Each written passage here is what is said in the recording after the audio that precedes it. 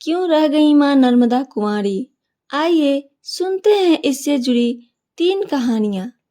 पूरी कहानी को सुनने से पहले चैनल को सब्सक्राइब और वीडियो को लाइक करना ना भूलें। अब आइए सुनते हैं।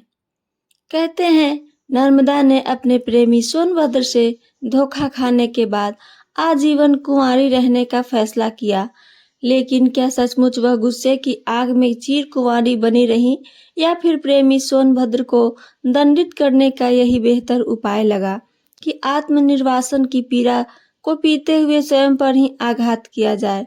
नर्मदा की प्रेम कथा लोक गीतों और लोक कथाओं में अलग अलग मिलती है, लेकिन हर कथा का अंत कमोबेश वही कि सोनभद्र के नर्मदा की दासी जुहिला के साथ संबंधों के चलते नर्मदा ने अपना मुंह मोड़ लिया और उल्टी दिशा में चल पड़ी। सत्य और कथ्य का मिलन देखिए कि नर्मदा नदी विपरीत दिशा में ही बहती दिखाई दी।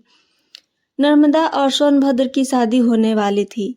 विवाह मंडप में बैठने से ठीक एक वक्त पहले नर्मदा को पता चला कि सोनभद्र की दिलचस्पी उसकी दासी जुहिला यह आदिवासी नदी मंडला के पास बहती है उसमें अधिक है। प्रतिष्ठित कुल की नर्मदा यह अपमान सहन ना कर सकी और मंडप छोड़कर उल्टी दिशा में चली गई।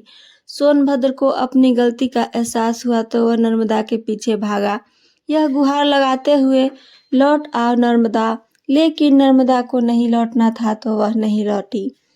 अब आप कथा का भौगोलिक सत्य देखिए कि सचमुच नर्मदा भारतीय प्रायद्वीप की 2 प्रमुख नदियों गंगा और गोदावरी से विपरीत दिशा में बहती है, यानी पूर्व से पश्चिम की ओर। कहते हैं आज भी नर्मदा का एक बिंदु विशेष से सोनभद्र से अलग होती ही दिखाई पड़ती है। कथा की फलश्रुति यह भी है कि नर्मदा को इसलिए चिरकुंवारी नदी कहा गया है और ग्रहों के किसी विशेष मेल पर स्वयं गंगा नदी भी यहाँ स्नान करने आती हैं। इस नदी को गंगा से भी पवित्र माना गया है। मत्स्य पुराण में नर्मदा की महिमा इस तरह वर्णित है। कनखल क्षेत्र में गंगा पवित्र है और कुरुक्षेत्र में सरस्वती, परंतु गांव हो चाहे वन नर्मदा सर्वत्र पवित्र है। यमुना का जल 1 सप्ताह में, सरस्वती का 3 दिन में जल, गंगा उसी दिन और नर्मदा का जल उसी क्षण पवित्र कर देता है। एक अन्य प्राचीन ग्रंथ में सप्त सरिताओं का गुणगान इस तरह है। गंगे च यमुने चैव गोदावरी सरस्वती नर्मदा सिंधु कावेरी जलेस्मिन् सन्निधिं कुरु। इस कथा में नर्मदा को रेवा नदी और सोनभद्र को सोनभद्र के नाम से जाना गया है, यानी नदी का पुरुष रूप। ब्रह्मपुत्र भी नदी नहीं नद की कहा जाता है। बहरहाल यह कथा बताती है कि राजकुमारी नर्मदा राजा मेखल की पुत्री थी। राजा मेखल ने अपनी अत्यंत रूपिणी पुत्री के लिए यह तय किया कि जो राजकुमार गुलाब कावली के दुर्लभ पुष्प उनकी पुत्री के लिए लाएगा वे अपनी पुत्री का विवाह उसी के साथ संपन्न करेंगे।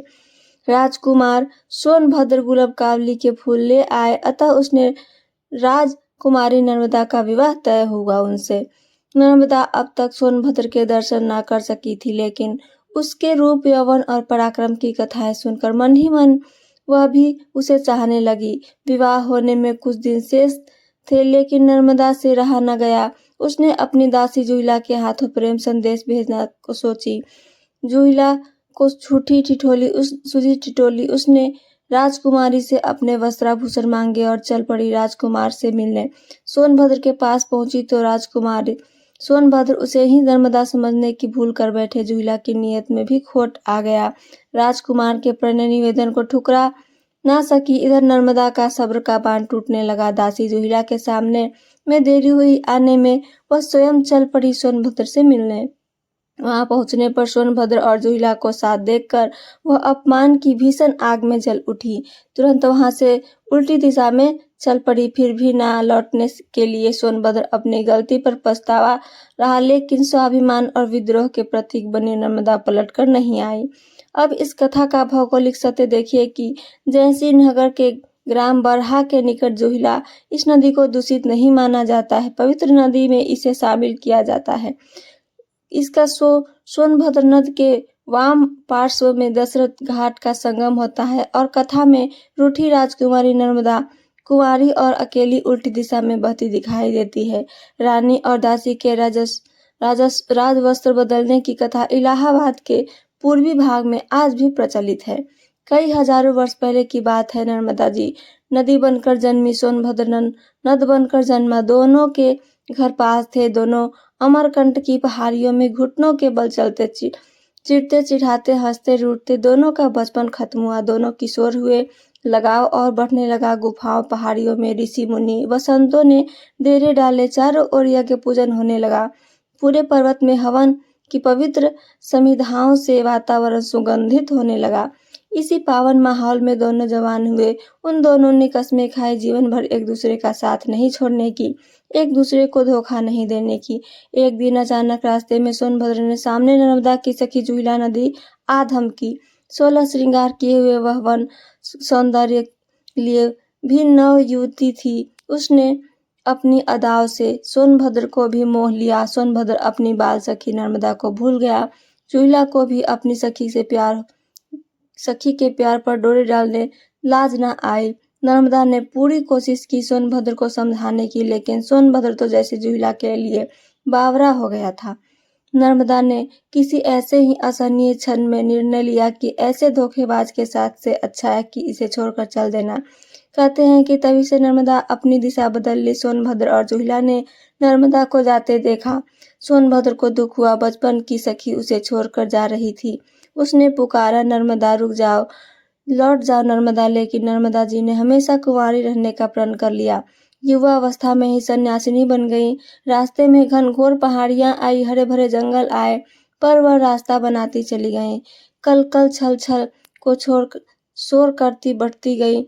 मंडला के आदिजनों के इलाके में पहुंची। कहते हैं कि आज भी नर्मदा की परिक्रमा में कहीं कहीं नर्मदा का करुण विलाप सुनाई पड़ता है। नर्मदा ने बंगाल सागर की यात्रा छोड़ी और अरब सागर की ओर दौड़ी। भौगोलिक तथ्य देखिए कि हमारे देश की ओर सभी बड़ी नदियां बंगाल सागर में मिलती हैं, लेकिन गुस्से के कारण नर्मदा अरब सागर में जाकर समा गई। नर्मदा की कथा जनमानस में कई रूपों में प्रचलित है, लेकिन चिरकुंवारी नर्मदा का सात्विक सौंदर्य, चारित्रिक तेज और भावनात्मक उफान नर्मदा परिक्रमा के दौरान हर संवेदनशील मन महसूस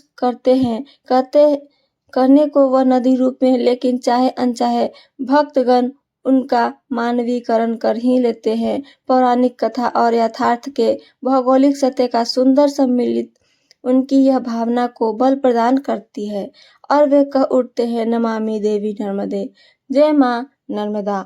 तो ये थी मेरी आज की कहानी और उससे जुड़ी जानकारी। अगर मेरी कहानी पसंद आई हो तो चैनल को सब्सक्राइब और वीडियो को लाइक करना ना भूलें। साथ साथ अपना कमेंट करके जरूर बताएं। जय श्री कृष्णा।